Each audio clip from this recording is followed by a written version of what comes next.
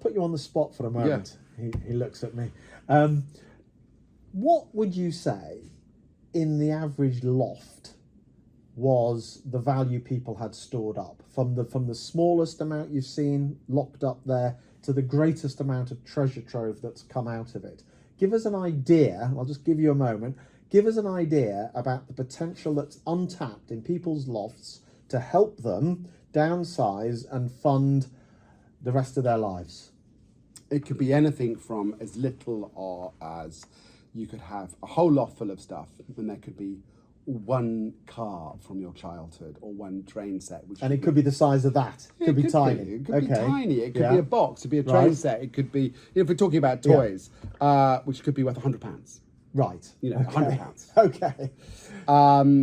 Or you could have, like the client in North London, in Central London, have a loft full of vinyl records worth between 50 and 100,000. Gosh. Which is another thing. But you could, like I did recently, not recently, in 2019, I drove to Sweden to pick up one camera. And the rest of the cameras, when I got there, I realised there was not just one camera. One camera I drove to pick up, which was worth 40 to 60,000, which ended up selling for 169,000. But the rest of the camera collection around it, like 200 weight of Leica and other cameras, made another £200,000. Gosh. So that was in somebody's loft in Sweden. Wow. So I mean, it sounds like an unkind term, but hoarders or collectors.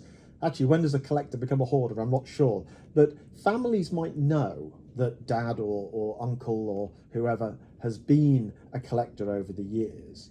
But if you're not a collector and you're just someone that's just put things up in the loft that you've been handed down, what interesting finds do we tend to come across? I say we, you at Special Auction Services. Well, what do you come across that surprises you, surprises people in the house that, gosh, we've got this item? Well, you might find a box of costume jewellery. Okay. Say, for example, a box of costume jewellery, which is, Aunt Mavis has given you. Right. And in that box of costume jewellery might be 2 or 3. Nothing there you wanted to wear at the time. It just wasn't in fashion. But there could be a string of amber beads, which is at the right time, in the right market, and the right colour of amber beads is more valuable than gold. Really? Yeah. Gosh. Or you could find a collection of mourning jewellery from the family. Or there could be some really good early costume jewellery. I think I might have something here floating around. Hang on. Oh, here we are. Here's a piece of costume.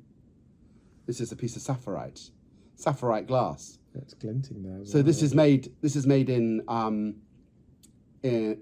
now, Czech Republic. Okay. But this was made in 1920. And it's a mixture of mixing. It's a dichroic glass. So it's just glass doped with a sort of gold, doped with gold, and it will have a bit of vanadium in it to give it that colour. And it has that hugely good sparkle to it. The high lustre which you get, not a sub-adamantine, but a good high lustre, widely collected. Complete costume jewellery. It's glass and base metal. Right. But that's going to make £100. Okay.